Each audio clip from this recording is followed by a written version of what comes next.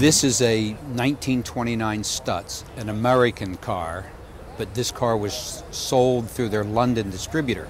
That's why it has a British body and right-hand drive, and looks very British. This Stutz is a one-of-a-kind. It's the only one with this body. It was a very fast car in its day. One Indianapolis, the first year one was built. The engine was built in 1929.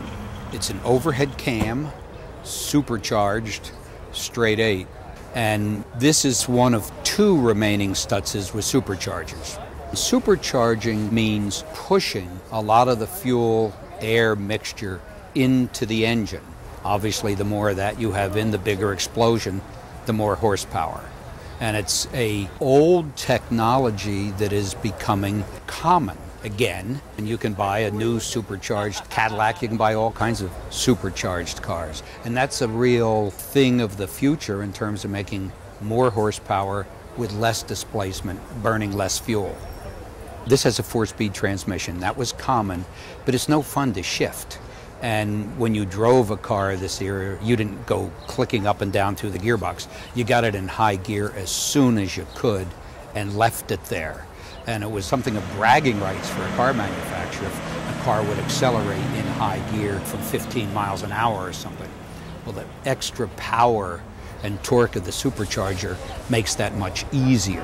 When you engage the supercharger, and I know this is accurate, though it sounds outlandish, because we've had it on a dynamometer in the last month, it's a 40% horsepower increase. That's a big number.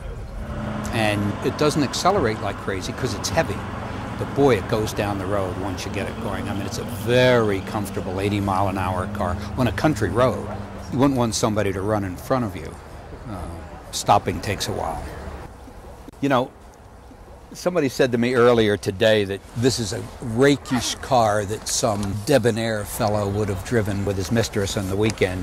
It's just wonderful looking, both the overall shape, I think, from any angle, and you look at the details, the lights, the lever for the supercharger on the front. I mean, look at the hood ornament, Egyptian sun god. Everything is perfect.